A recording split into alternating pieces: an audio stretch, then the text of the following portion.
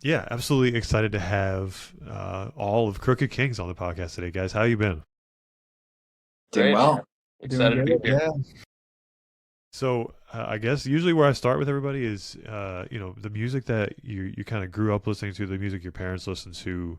What kind of developed that interest in music in the first place for you guys? Yeah. I can fire off on this one. My parents are kind of old hippies. So my dad was a big Grateful Dead fan. Traveled around the country when he was in college, dropped out of college for a year to go see Dead shows. So I grew up a lot on that kind of like classic rock stuff, and I think that kind of influenced a lot of the guitar playing and stuff, and got me into the music in the first place. Yeah, and for me, I don't know, my parents, I feel like were big radio people. Like they weren't huge into like I don't know, I feel like any albums when I was younger. And then when I got older, like my dad always played NPR in the car. That was like his move. And I feel like as I got older, I don't know, I kind of started playing music and got interested in it. And I don't know, I kind of had a phase where I was going into like 80s and 90s music, and then he turned out he loved like the Smiths and all this stuff in college, and I was like, what the heck? I never knew. Yeah, But yeah, in terms of like forming, I don't know, I feel like honestly, I kind of really started getting into music when I started playing it, and then like sort of, I don't know, found myself liking certain songs, and then I was like, oh, I really like, I guess indie rock and that kind of genre. yeah, Yeah, I was pretty similar to Paul, where my dad was a big Deadhead, moved out from back east out to Utah, following them, and then he always would. I grew up watching him jam in the basement with his friends, playing Dead songs and stuff. So yeah, just like classic rock, a lot of jam band stuff, and that was fun. Similar thing, me, Paul, and Matt are kind of always in the same boat on this one, but my dad was definitely a Deadhead. And, yeah, kind of just like the classics, Zeppelin, all the classic rock hits, and then like a good amount of Tom Petty and, you know, all the vibes. Yeah, for me, I guess my parents listened to like Billy Joel and James Taylor, and yeah, that's my those are my go-to answers for that, I guess. Fitting from the Piano Man. yeah. Yeah, yeah, And look where you are now. yeah. Ben And I listened Folds. to a lot of Ben Folds and Regina Spektor growing up, so it makes sense. A lot of like piano rock stuff. Yeah. Yeah, that makes sense. So I am curious of the Deadheads. So is what's a live album? As someone who I've never been able to jump into the Grateful Dead because it's like a million and a half live albums that you could pick from to listen to because that's where you got to start. It feels like. What's a live album you'd recommend listening to kind of introduce yourself to it? First one that comes to mind is Europe 72, and it's one of the few on Spotify actually. I feel like there's not really all that many. I mean, it's such an interesting culture because, like, that was like people were kind of like almost pirating live tapes and like holding up giant mics in the crowds at the Dead shows and like trading cassette tapes across generations and stuff like that. And now, I guess in the digital era, it's like I don't know if it's like people are just loyal to like analog tape trading, or what, but it's I don't know. It's I haven't found a great place to like find a lot of live sets, I guess, in this era. But Europe 72 is pretty solid. Yeah, I got my dad for Christmas, like I want to say like 5 years ago or something, like a membership to something where like every month he'd get like a Grateful Dead live album in the mail. It's Amazing. pretty cool. It's like they like pride themselves on. Well, I don't even know if they prep like it was about like doing it, but or if they just kind of happenstance, like every show would be unique, which was cool. Like that they. So it's like no matter what CD you're getting, it's like always gonna be like a little surprise, which is kind of fun.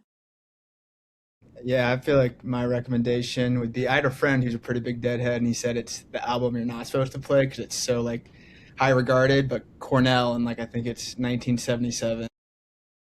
That's a great one. It's on Spotify too. But I feel like that really like I find myself going back and listening to a lot of those songs, especially like Brown Eyed Woman. Love that one. But Yeah, yeah, amazing. Definitely a good place for me to jump off here when I decide to dive into that discography. So you guys have a new album coming out here in March called "In Another Life," and the singles kind of ahead of it feel like a little bit of a departure from what what your normal sound was, kind of. Excuse me, like ahead of it.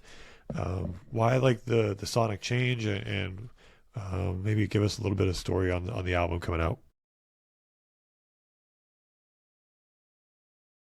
He wants it. I was just gonna say, like, I think for starters, like, we're working with a new producer, and that's like obviously gonna kind of inherently have like a new sonic direction. Because the last two albums were both with Jackson Phillips, like Daywave. Now we're working with Eve Rothman, and they definitely have like a pretty different kind of approach. I'd say like Eve's more loud and proud, like everyone's like in the studio space with headphones, like proper like a live room, like really hashing out every like little thing, and like miking up all the amps and doing like 10 guitar takes of like the same thing, but like on each different pickup on each different guitar, and like really like so I think in that sense it feels less like bedroom and a little more fleshed out and kind of like rock vibes, like something more like akin to like how we'll perform live. I feel like, to go off that, Quinn, I remember the first time we like started working with Eve. We like went into this live room, and it was like the first time any of us have been like in a live room.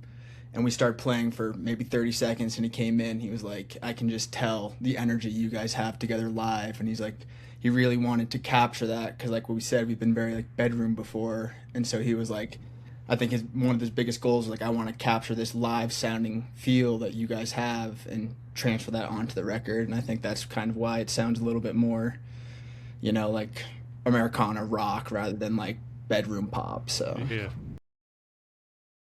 Well, I think a lot of us have all been really influenced by those big, stadium rock bands of the early 2000s too. I think we all have a pretty diverse taste in within the indie rock genre, but I think the bands we all kind of come back to are The Strokes, Killers, Cage the Elephant, and I think all of those bands, while they have their own kind of different sound, it all feels like very big live room. I think it translates to a stage really well, and I think that was kind of what came across in this record. Anybody else before I move on? I feel like that was well said.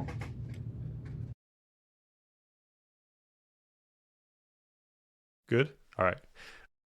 So I guess of the three singles out so far, you have one that I posted recently about. It's called "My Friend Max," and I really enjoyed that one. Can I just kind of maybe the story behind that one? Who is this friend Max? Is this a real person in your guys' life? Yeah, just kind of the story there.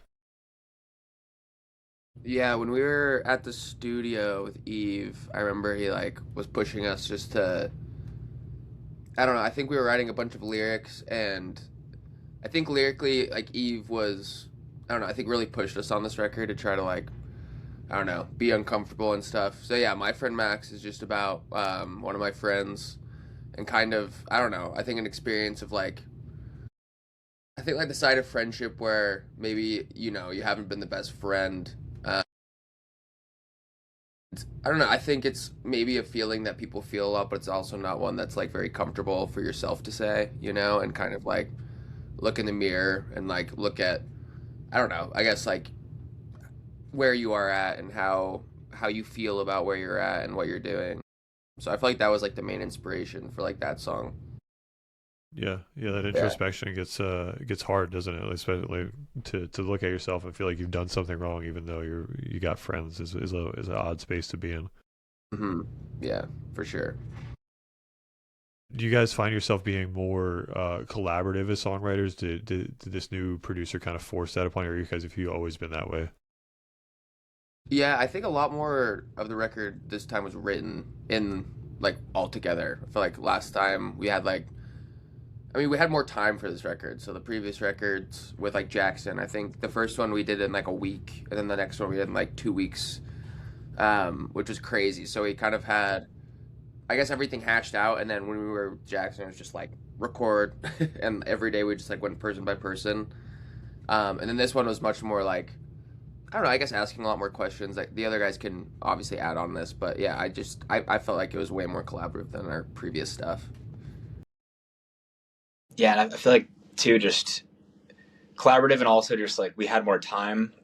Like you said, like it took a lot longer, and like it was just every little thing was like we were like stewing on it, and it's like, we're, rather than like the last couple albums, maybe we were like, oh, like yeah, it's like we just didn't kind of think, we just kind of like it was all just like flow state, just keep on moving, and like not that was like that wasn't a bad thing at all. I think that like we're really proud of those albums, and like really proud of this one too. It's just like totally kind of different mindset. It's just like these ones, Eve was like, all right, we're gonna try to beat this lyric, and it's like for every lyric on every song on the album, it's like can you guys beat it? He's like texting us late at night, what, like we can beat that, come on, like it's like it was way more like work rather than just kind of like, oh yeah, like that sounds cool. Like I don't know, he kind of forced us to really make every note like count.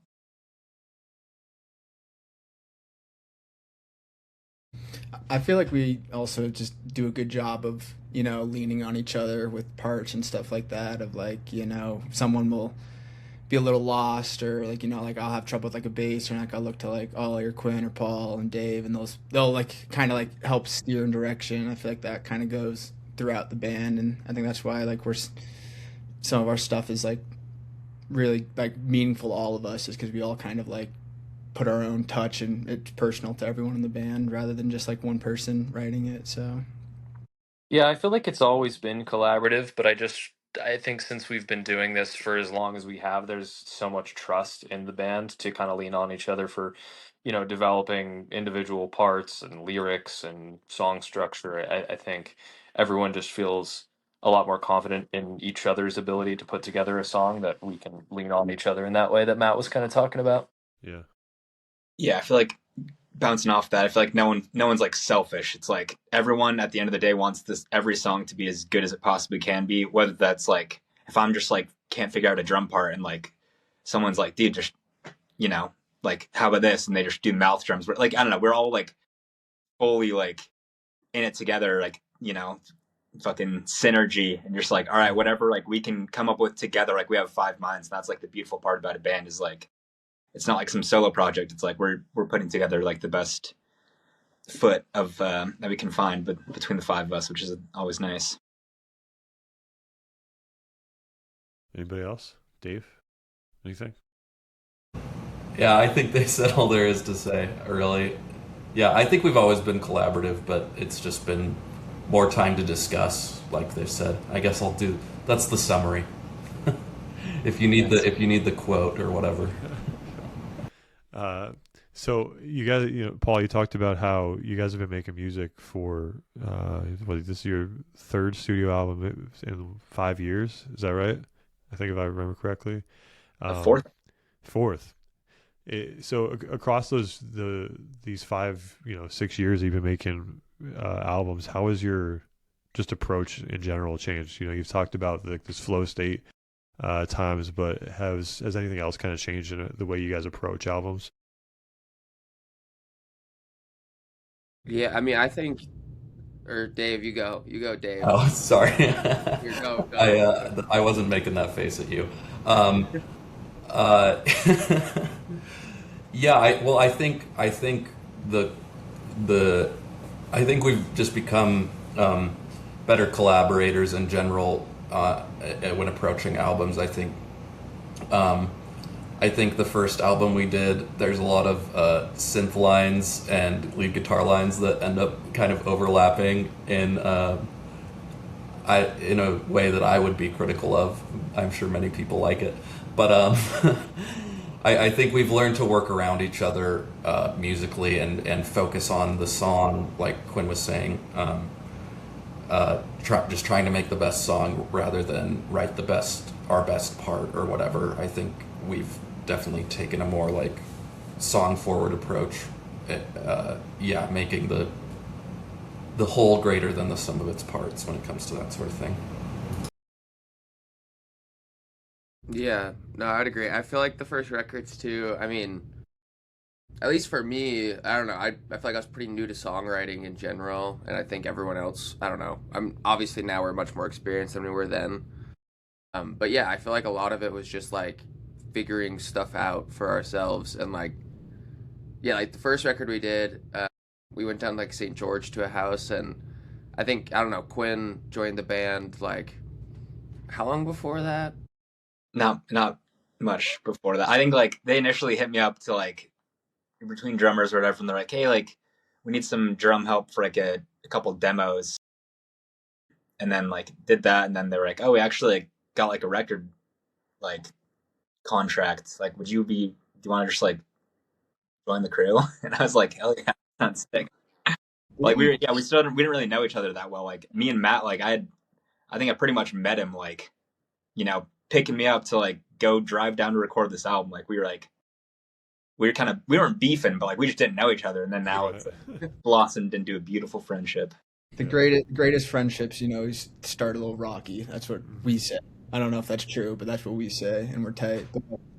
Yeah, Quinn, wasn't the first time we were like literally going to a show and we drove down to LA at the dojo? Yeah. Yeah. So that was fun.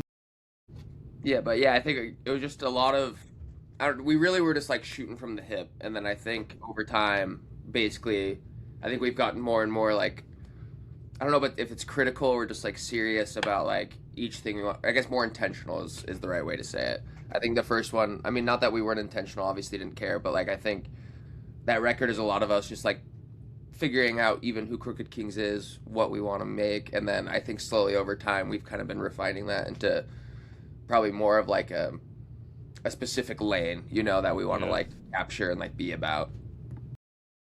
I also think working with the producers that we've been able to work with over time, I feel like from working with Jackson from Daywave, I feel like I personally just learned so much about like arranging songs and how parts kind of fit together. Whereas our first record, The Come Down, we were working with more of like an engineer who was just kind of like recording the parts, and we'd like ask him for feedback of like, do you think this works here? And he's like, yeah, it's fine, whatever. Whereas, I think having kind of like that sixth member that is the producer kind of helps you kind of see the forest through the trees, I guess, and give you that kind of critical feedback that's necessary to understand like what the priorities of making the song the best it can be is. Good. So in terms of the band name itself, right? I feel like you guys have probably touched on this in other interviews and things. Where's Krooked Kings come from? Who do you guys collaboratively decide this, or is just like we need a name, gotta pick? Yeah, so it was definitely just like need a name, gotta pick type situation.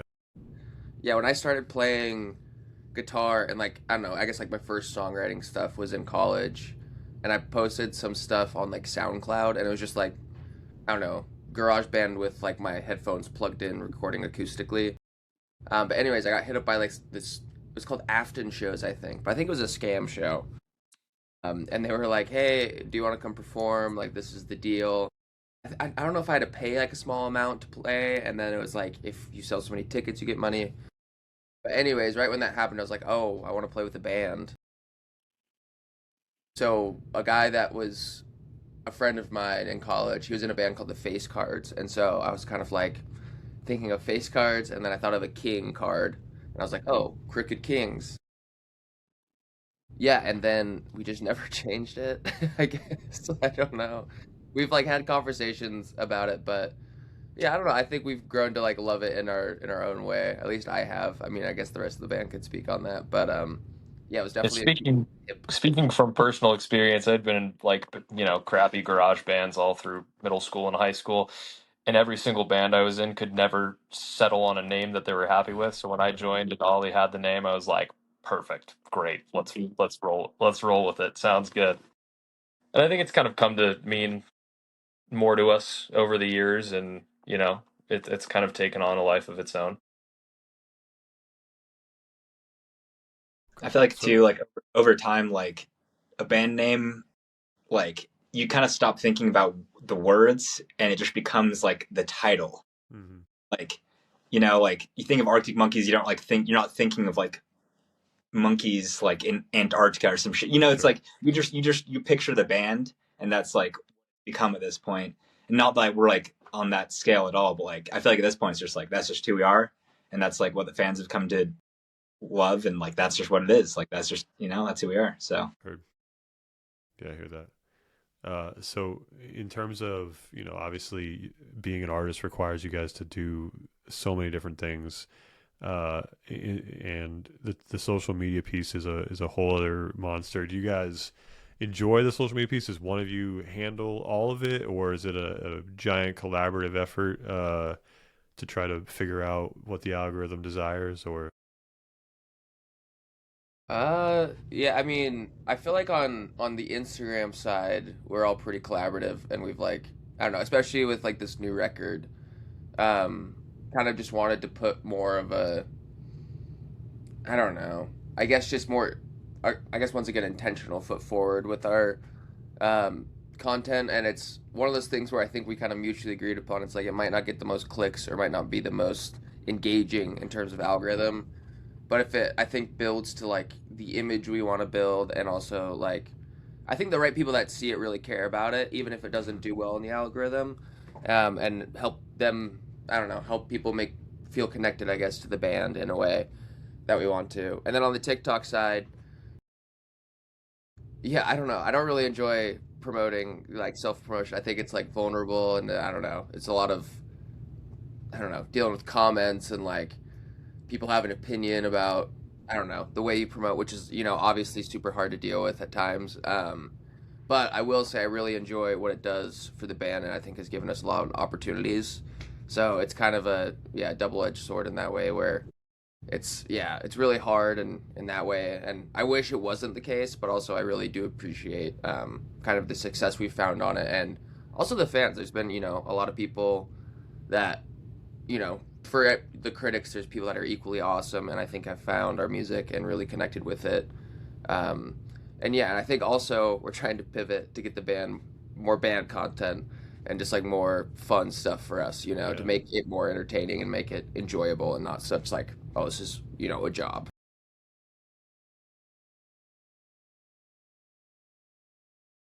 good. I concur. You Yeah, I concur. think you nailed it. Yeah, it's a tough space, like especially for artists to find that happy medium of where it doesn't feel like it's this cumbersome thing to do all the time. And I think you guys are in a good spot. You've been around long enough that you have like a really established core base of fans that you're not um, you don't have to those connections are made in large part. But yeah, I mean the social media piece is like, even I don't understand it. I don't understand why I'm it's such a weird place. I don't, even today I'm still trying to figure it out. So I think as long as you're doing something that feels good to you, you're probably in a good space. For sure. yeah, it's Um, definitely a bizarre world. But I think we said this the other day, but I feel like it's just at the end of the day, like we're most passionate about the music, and like sure sometimes you tickle the algorithm or whatever, but like the end goal is for people to listen to like what we've crafted, and that's like what like is kind of the bottom line. yeah, 100%. So a question I get to with everybody now is, and I'll probably just do this where every one of you will pick one album. So I go, if you guys were teaching a music class, it would be five like required listening albums for the class. It should be just specific to your taste. Usually I'll just do five from the one person, but it got five of you here, so one feels like a good spot. A very tough question, but that's usually where it's a fun one. Mm. He wants to go first. Dave Nation. I don't want to go first. I'm looking on my phone right now, trying to find something. I can go first. I got one actually that I enjoy. I think a big album that I really enjoy is self-titled Third Eye Blind album, Third Eye Blind. I feel like I just Good call. really like that. I remember being a kid and like hearing those songs like Jumper and semi charmed life, whatever, and that stuck with me. And I remember just being in the van and like having time to drive and like going back and listening to those albums were just pretty impactful to me. And I find myself coming back to them a lot. So Yeah, I would say when I started songwriting, like the first album I feel like I really got into is For Emma Forever Ago by Bon Iver. I don't know. I love that record. I came home like kind of from a mission. I think I was in a very emotional place, and so I feel like yeah, I don't know, fell in love with music a lot during that time, and I feel like that album, I don't know, it's really sad but equally like comforting. Feels like really like a, I don't know, feels like a specific time in my life or something when I listen to it. And I think it has that effect on a lot of people. So that's why I would, yeah, do that one. Probably have to go In Another Life by Crooked Kings. Fuck you. Yeah. Well, I think it's kind of a generic one, but I keep coming back to it, and it's like every time I listen to it, it's just like such an immersive experience. Is Dark Side of the Moon, Pink Floyd. It's just it completely takes you on a journey from start to finish, and the way the songs just kind of, you know, blend into one another. It's just it's a perfect album in my opinion. I got one. I'm gonna say Wolfgang Amadeus Phoenix by Phoenix. Ooh. I Great. think, especially just in regards to like the genre that we're in, I think that's like the pinnacle of like indie festival banger music, and it's just like I don't know, it's catchy and it's perfect Yes. and it's poppy and it's fun. I don't know, I love it. I was That's just my kind of answer. flipping through a couple records. You guys can be like, "Oh God, here he goes," but I'm just gonna throw out Grizzly Bear's Yellow House. That's like a really that was like super. Yeah, Mm. I know. God, here he goes. No, I thought you were I gonna was say thinking King I did Gizzard's I was whole looking at one. discography. I feel like that album, like Grizzly Bear for me in high school was like when I kind of started listening to like my own, like finding my own way, and it was like, getting weaned off like Tom Petty and all that shit from my parents, which like I love that music, but like, that's when I first like kind of started finding like a little more experimental and like Right. just finding myself, and like I'd say that album is really just means a lot to me.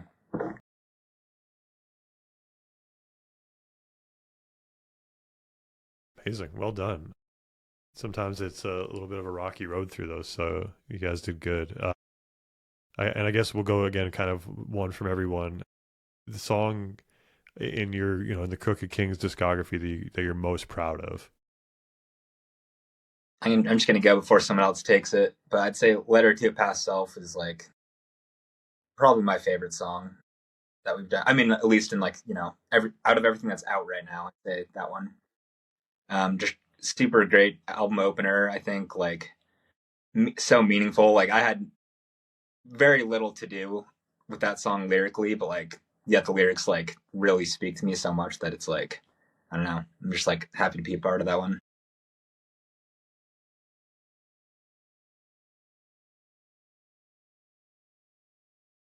I feel like kind of like a deep cut, but I'm really proud of Roll Credits. Oh mine. I just really like that. The bass line for me was kind of venturing to something new. I remember like just jamming that with Ollie before, and I was like, "Oh, I'm gonna try this out." And then when we actually all finished the song together, it was just kind of like this bittersweet song that sounds really like nice, but then like the lyrics are kind of like a theme we have, where the lyrics are a little bit more like hard cutting, and so I feel like that one doesn't get a lot of praise, but I really like that song. So yeah. I'm I'll gonna say. Oh, go ahead. I'm going for it.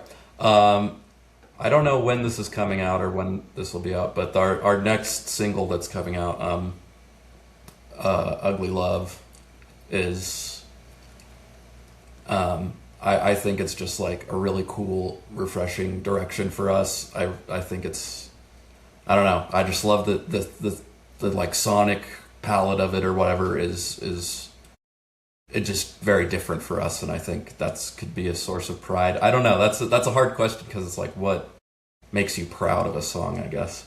Um, but I'll say that's the one I'm most proud of because I think it's sick as fuck. I'm gonna go with Headhunters, just because that guitar riff is one of my favorite things I've ever written, and I feel like the lyrics are just kind of once again biting, and I feel like it was one of those situations where we were all writing together and we were all very much on the same page and kind of like discontented at the state of, our music careers and stuff like that, and the, rings you have to kiss to kind of get ahead in this business, I guess. And it felt right, and I think we were all kind of just like in the same headspace with it. So it holds a lot of meaning to me.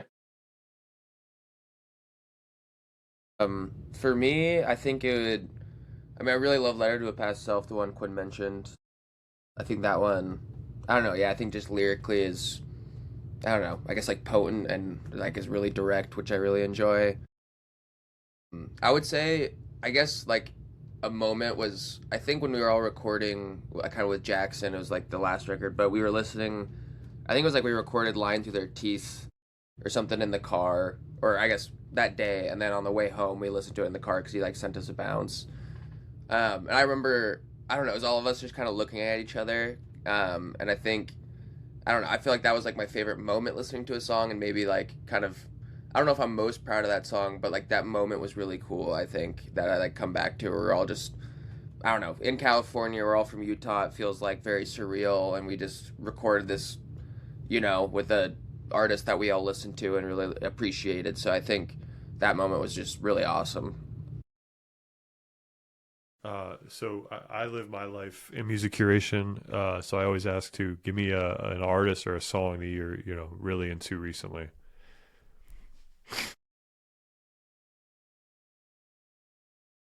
I saw.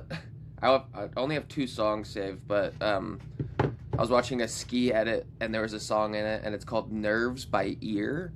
Um, but I need to look more into them. But I've been really enjoying just these two songs. I don't know. I've kind of just been looping them, so I need to now dive more into their discography because I'm pretty addicted. I'll say I've been listening to the latest Ethel Cain record a lot lately, especially the song Nettles. It's really cool. It's like it takes like 5 minutes for the drums to come in, but when they do, you're just like, oh yeah, that's that good Sounds like shit. So just anyway, chilling that's a good 5 minutes, song. pounding beers. Yeah, it gives you some time to pound your beers That's what before I'm the saying. drums hit. That would be good for you, Quinn. We should cook that. I feel like one song, I don't know if it's just song or album, but I What Kind of Music by Tom Misch and Yusuf Days. I remember just we were driving back from San Diego. I unfortunately had the first shift back after the show the night before, and so like everyone else was passed out in the van, and I was kind of like looking for a new sound. Kind of bored my music, and like I've known Tom Misch, but I never really did like a deep dive. And I just remember we were driving, sitting in traffic on the highway going from San Diego up to LA, and that came on, and it's just the drums are on it are so cool. I remember showing Quinn, and just like he really enjoyed them, but that's a really cool song. So that whole album's pretty cool, to be honest. But I'm kind of late to the hype train on this one, but I like just got into Sam Fender, and I think it's off his last record, but Angel and Lothian is a song that I've just kind of been having on repeat lately. I'll take up the rear. I've been really bumping. Where is it? Episodes or episode singular by Ben Queller and Michigander. I don't really know Michigander, but like I got super into Ben Queller over the last like couple years, and like I don't know how I missed him when I was younger, but he was like this kind of early 2000s, like slightly like a little underground, but like just like super. That's like legendary. Yeah, exactly. Another But he's piano like he has rock a new legend. album that came out I think like last year that was really good, and then this new single that's like I think he's featured on is like just such a banger. Yeah, yeah. I know Michigander. We talk regularly, so that's funny. Uh, so I guess kind of in wrapping up, you guys have the album coming out. What is one thing you want fans to kind of take away once this album is out and in the world, and apart from that, what can we look forward to? Yeah. I mean, I think I think with his album, honestly, a lot of it is about, I don't know, maybe I think it's really introspective and looking in at this like current time in your life, and also I think kind of comparative about where you thought you'd be versus like where you are. I think is kind of like uh, a recurring, I don't know, I guess theme throughout the record. And I guess the thing, I don't know, I guess I would personally want people to know, and I guess we're trying to publicize is like being there is like okay, and you don't, like it's chill to not have everything work out perfect storybook way, and I don't know, I guess that's like the beauty of life in some way, and that's yeah kind of in another life it's like in all these other ways I could have been that or this, but um I don't know, I think there's yeah some beauty looking at that, and also like it's yeah equally okay to like have moments where you're disappointed about those things, but I think also realizing that I don't know, there's always like another step forward or another door to open when one closes is a message I would like to share. Yeah, and stuff to look forward to. We're going on tour in April and doing the East Coast, and then we'll. I guess I don't know if we're supposed to talk about that, but we're doing one in the fall too. Yeah, so look for us on tour. Where are you based? Okay, word. Dude, we'll get you we'll get you on the list if you want to come through. Oh, cool. Yeah. Yeah, at the Fillmore, right? That's what Colgan was saying. Nice. It'll be my birthday. Your birthday? I'm celebrate the death of my 20s. Hey man, I've been there. I get it. Anybody else? It's like always. Yeah. No, I feel like that was really got to summarize. Yeah. Good job. Well, guys, I appreciate you taking the time out of your day. I know it's mid-afternoon over there, so appreciate you taking the time. Pleasure having you guys on, and yeah, can't wait to hear the album. Can't wait to see you guys in April. Sweet. Absolutely, yeah, thanks for having us. Looking forward to it. Yeah. Cool. Thanks, man. All right, guys. Yeah, have a good one. See ya. See ya.